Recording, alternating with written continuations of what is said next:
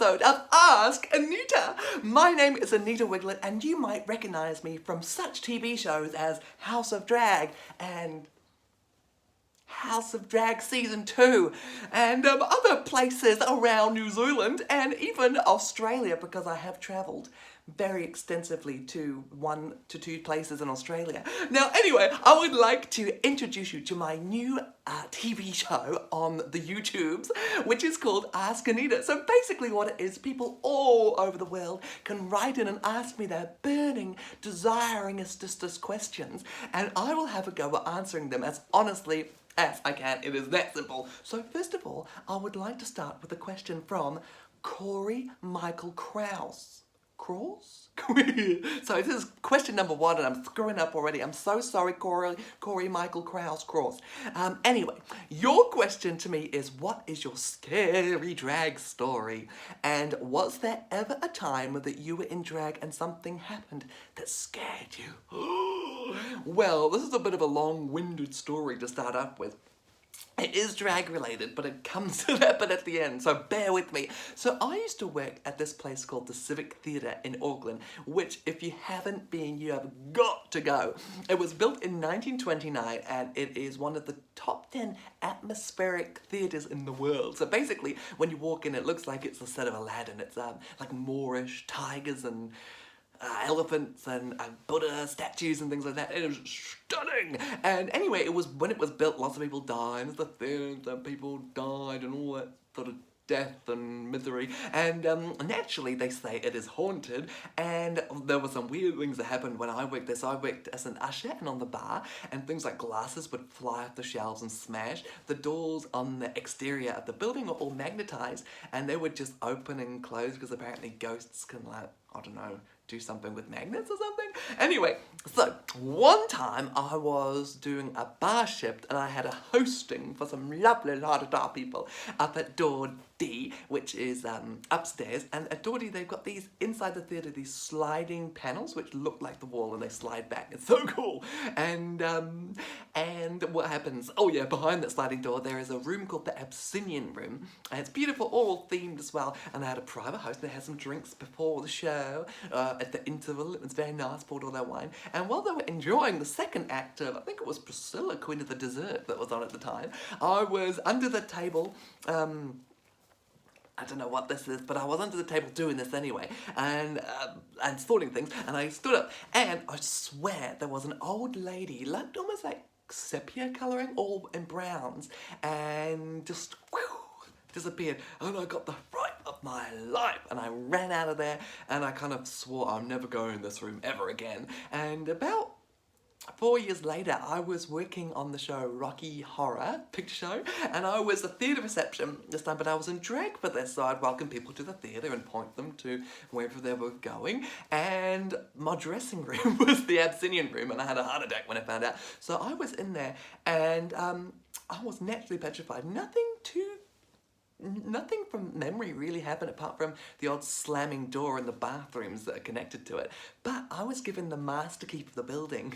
That was a mistake. So I went around every little cupboard in that theatre I could to have a look and explore. And in the female bathrooms of the Abyssinian Room is the door, and it goes to like this 2-3 story huge room where the air conditioning vents are, and it was creepy, but I had a look around there. I didn't find any ghosts or anything like that, but that was probably my scariest time in drag, being in that room doing my makeup and just expecting things to happen, which they didn't. So anyway, I'm still alive, so that's positive. So question number 2 is from Teresa Swain, all the way down in Queenstown, which is very nice, and she asks, what was your first foray into drag like? Now, keeping it in the Civic Theatre and Priscilla themed, in my first year there, we had a Christmas party called, it was red carpet themed, and I decided to go as Marie Antoinette, and so I had a big, like, you know, the big dress and things like that, and the wig from Look Sharp, and my friends did my makeup, and I looked like Casper the Ghost because I literally used baby powder and $2 shop lipstick. Nothing much has changed, but I looked very scary, and I went to the party, danced the night away, and loved it. So that was my first foray into drag, and that was in 2008, it would have been, gosh. Gosh, that's going back a while, isn't it now? I've got lots of wrinkles, that's why I put more makeup on. Question number 3 comes from Mike K. And Mike asks, if drag didn't exist, what do you think you would be doing in your life? Well, I'd probably be homeless, which would be quite fun, actually. No, just kidding, it wouldn't be fun. But what I would be doing is I would probably be playing the trumpet as a full-time job, which is what I was actually doing before I did drag. I worked for, well, if you want to know who I worked, you're going to have to ask a question. I won't give too many things away, but it was a Navy band. And I worked with them for 4 years, and I loved playing the trumpet, but I also did a lot of sort of orchestral work, and I would be in pits playing for operas and ballets. And being in the pit's wonderful, but what I really wanted to be doing was to be the one on stage, getting the glory moments. So that's kind of naturally why I think I kind of slid into drag, because I just wanted so much more to speak with my own voice than through an instrument. I guess one that's very artistic and poetic. Thank you for noticing. So I'll probably be a professional trumpet player. If not, I would be an actor, I guess, which is kind of what I do now, being a drag queen. Acting, something, anything in the theatre, it's my favourite thing in the world. I just love that industry. So yeah, something like that, I would say. Question number 4 is from Robin Westerland. And Robin asks, what superpower would you choose and why? Oh, well, I would have to say I would fly. And the reason I would fly is, yes, it would be amazing and you could get to things much faster, but with the size of my nose, and if I was flying, people would genuinely think I was a witch, which would just be amazing. So, yes, I would be a witch. Oh, sorry, no, I would be, well, I'd be flying. Thanks, Robert, for that question. Question number 5, halfway point, is from Sam Whitehead. And Sam asks, what is it you do to keep such feminine curves on the go? Well, Sam, I haven't eaten since 1993. That, and I have a lot of padding, which makes my waist look very small. So, drag queen tip. Oh, now you can't really see because actually, oh god, that was an horse nipple. Cut off down to here today, so I haven't got any of my female curves on. But basically, what we do, we have these pull-up panties, which have these huge pieces of foam sewn into them. So my bum gets huge, and then my boobs, I put big boobies in, and so naturally, because they're so big, my waist looks smaller, and quite honestly, my waist is getting a lot bigger because the middle-aged spread is spreading. So that is how I keep my feminine curves on the go, because let's face it, girls, if McDonald's is making burgers, we'll be eating them. So thanks, Sam, for that question. The next one, question 6, is from Shano Barron. Sounds like a drag name, Shano. Shano Barron girl. If, like Cher, you could turn back time, what year would that be?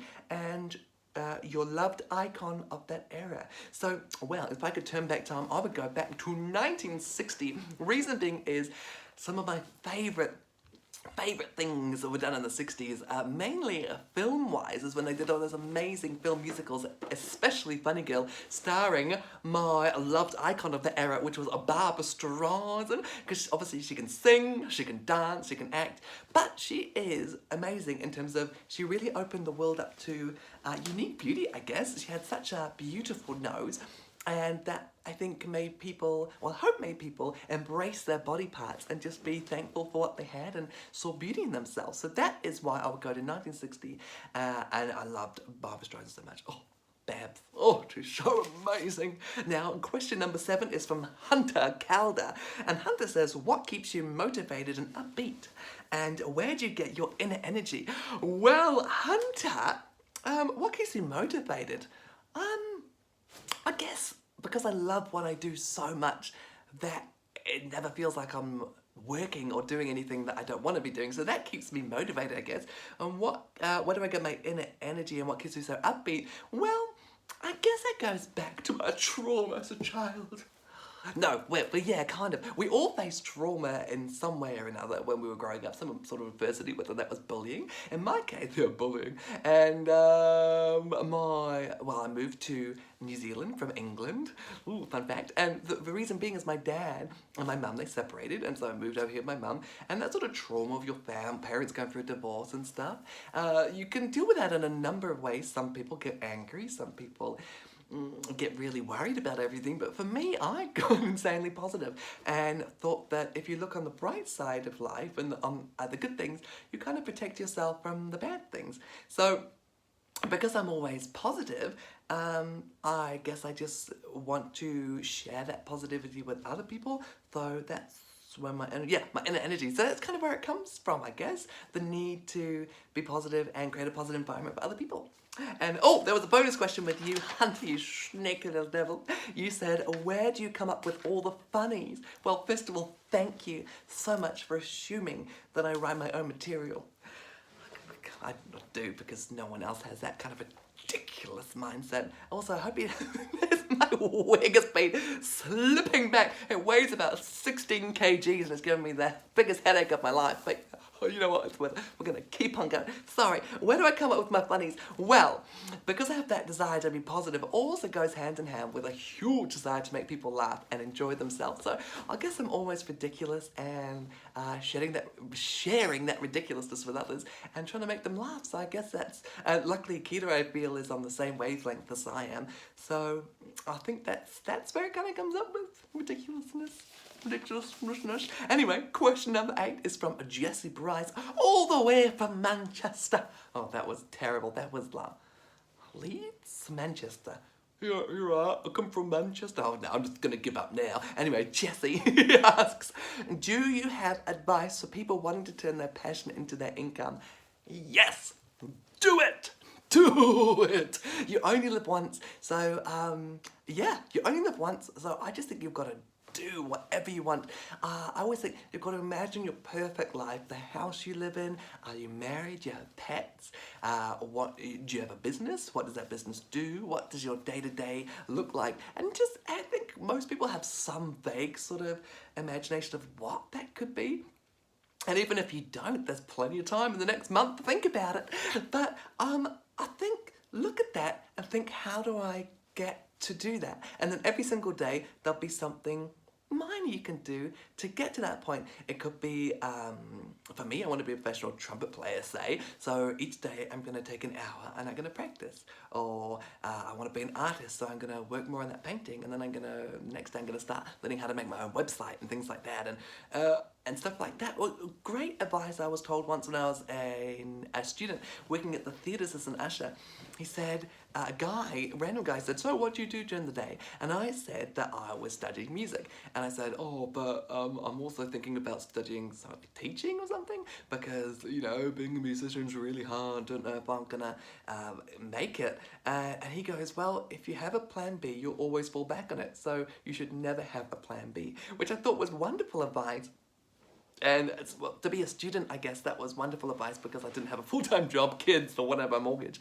But now I would say that it's just a case of what is your dream and why are you not following it yet? Go and do it. You live once. Treat yourself to your